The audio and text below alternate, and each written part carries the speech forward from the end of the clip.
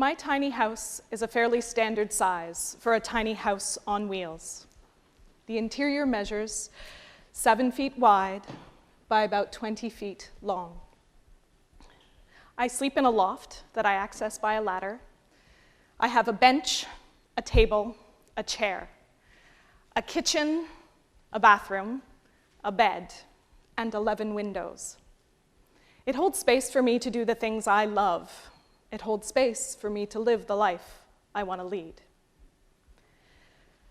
6 years ago, I pulled into the driveway of the house where I was staying on the night I opened my very last show as a stage manager. I started crying, and I couldn't stop. I was broken. I had a burnout. It happened at a most inconvenient time, though I'm not sure there is such a thing as a convenient time for a burnout. I was in Nova Scotia, hundreds of kilometers away from my home in PEI, more than 1,000 kilometers away from my family here in Montreal. I was hospitalized for 3 days, and when I came out of hospital, I started the slow process of healing. That process had me examine myself and my relationship with everything. That burnout was a pivotal moment in my life, pivotal in my journey, and pivotal in my building a new life and a new home. As devastating as that burnout was, it was a chance to reset, a chance to examine who I am, what I want. I spent the next few years looking at who I am and discovering what was important in my life. While I was doing that, with that chance to reset and that self-examination, I got the opportunity to discover who I am and what I want. That self-examination led me to the process of being able to figure out how I want to live and design my tiny house and my future. I had my burnout while I was stage managing in theater, and I stage managed for 8 years. That career had me working everywhere from Manitoba to Prince Edward Island and every province in between. While I was working away from my home base, I generally rented a room in somebody else's house, and I lived in rooms that were about 10 by 10 feet. I lived with all of my possessions in a suitcase and a backpack. During the course of that career, I was based out of Winnipeg, Manitoba for 4 years, which is where I bought my first house. That house measures about 750 square feet. And it needed some work. It had to have new insulation, a new furnace. I had to renovate a bathroom and do repairs to the foundation, which I do not recommend. I felt like I was hemorrhaging money. It was flooding out of my bank account faster than I could make it. And when I tried to do the repairs, I couldn't do them as ecologically as I wanted. Insulation made from recycled jeans sounded amazing, but it was just too expensive. I looked into a gray water recycling system, but it was a project that was just beyond my means. I wanted to live a greener, more sustainable life, but it just wasn't financially sustainable. And owning a home didn't change the fact that my career had me on the road quite a bit. I lived in that house in Winnipeg for 2 years, and then I bought my next home in Charlottetown, Prince Edward Island. It was slightly larger at 850 square feet. It was not that big. But it also needed some big work, a new roof, new insulation, and foundation work again. But despite all the work that it needed, I loved that house. I had a wonderful yard. Oh, sorry, that's the house in Winnipeg. Getting carried away. That is the house in Charlottetown. It had a wonderful yard, a garden. I had great neighbors. And in Charlottetown, I discovered a community of friends that I had been seeking all of my life. We gathered for potlucks, geeked out about eating local food and fermenting our own foods. We sang songs around bonfires, built quinzees in the winter. We organized community events and protests. It is a community of makers, activists, artists, farmers, and community workers. Unfortunately, My theatrical career came to the end of its sustainability while I was living in Charlottetown, and the result was my burnout. I spent a year in Charlottetown trying to mend myself without much success. And so in order to heal, I returned to the bosom of my family here in Montreal. I left behind a home and a community, and I returned to the city where I'd been born, but I had been gone so long that I didn't have much community left apart from my family. Unbeknownst to me, oh wait, no, before that, let me back up a second, sorry. Just shy of the 2-year anniversary of my burnout, I discovered tiny houses. And I fell in love. I was enthralled. I had never heard of them before, and yet here was a house that I could afford, that was on wheels, so I could take it with me if my life changed again. I wouldn't have to have movers ever again. I could afford to live sustainably in that house. It resonated so profoundly with me that I knew it was the right kind of home for me. And after spending years owning 2 homes and paying mortgages, I couldn't make peace with the idea of paying rent, particularly not when that rent was going to be more than what my mortgage payments had been. And alone, I couldn't own a home in Montreal. As a single woman, I couldn't see how I was going to be able to afford to live the life I wanted to, if I was going to live by the mainstream's rules. Unbeknownst to me, I had spent years getting ready to design, build, and live in my tiny house, the rented rooms, living out of a suitcase, discovering my passion for community and sustainability, attempting to maintain and renovate my homes in a sustainable fashion. All of these things and more helped me discover the path to designing my tiny house. After discovering tiny houses, I spent the next year researching. I was on my computer every night, discovering this community of makers and builders, a community of people who were able and willing to live by their own rules, not according to what everybody else decided what was right. I also discovered a community where women were outspoken leaders in an arena generally reserved for and populated by men. A world of possibilities opened up for me. Women were building their own homes and their worlds. Women like Dee Williams, Ella Jenkins, Lena Menard, and Macy Miller. These are strong, capable, well-spoken dreamers and builders, women who have not only built their own homes, but who have helped build the tiny house community by sharing their experiences through blogs, teaching, organizing community events, and advocating for living a life outside of the norm. Part of why I love my tiny house, and part of what I loved about the design process of the tiny house, was that it allowed me not just to focus on where things were going to go, but how I wanted to live inside of that house. I started defining what it was that I wanted in my life.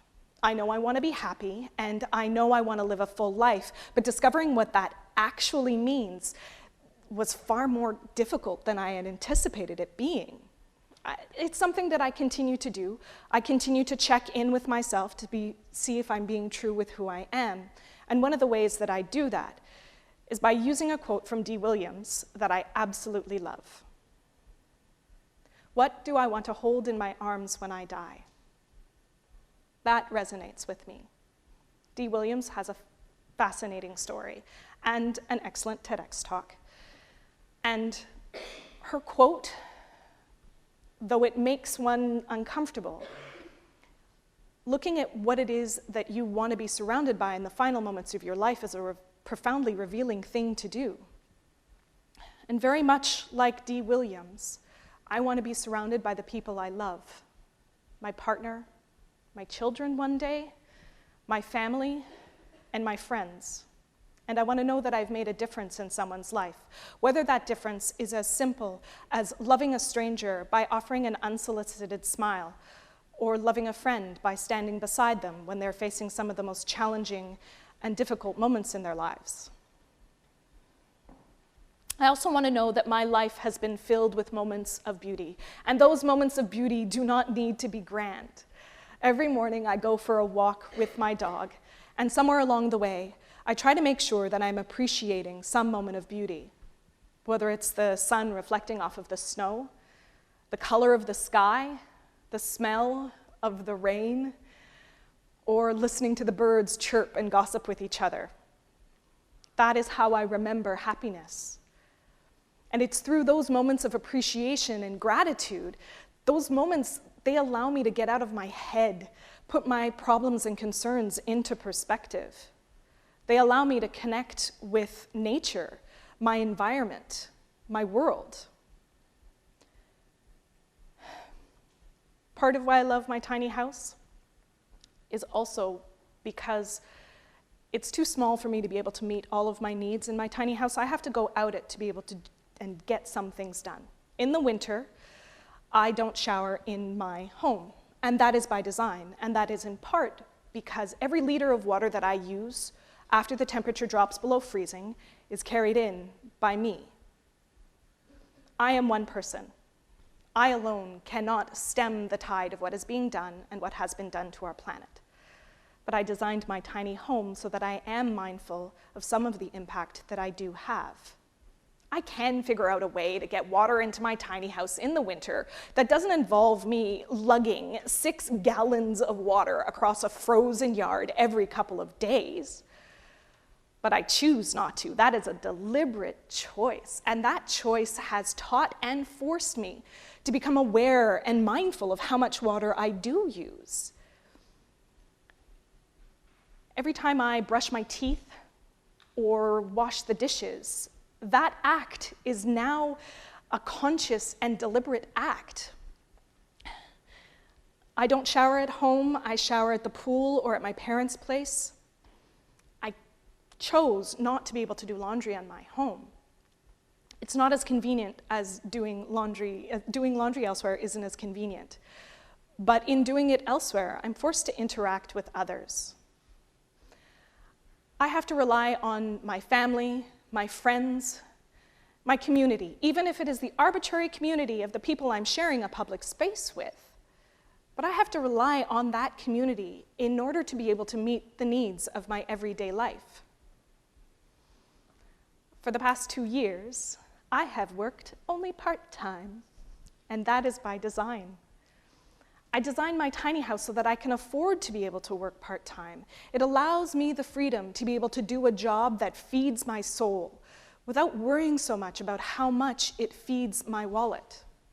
I currently work for an organization that helps some of the most vulnerable people in our community live lives rich with connection.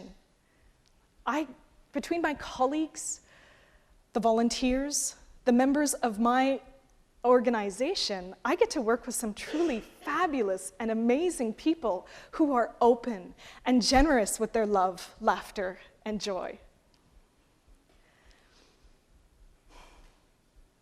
Examining what I want is something I do come back to a great deal. And I'm continuing to design the life I want to live. I am gaining new skills in order to be able to work with families in transition. I'm apprenticing as a doula. I am partway through my aromatherapy certification. I am building the skills I need to be able to work in community in as many ways as possible. And my activism is taking very direct actions for me now. Helping a couple transition into becoming parents is an act of community. Helping a family plan for the future well-being of a child with an intellectual disability allows that family to be able to live with a bit more peace, ease, and breath.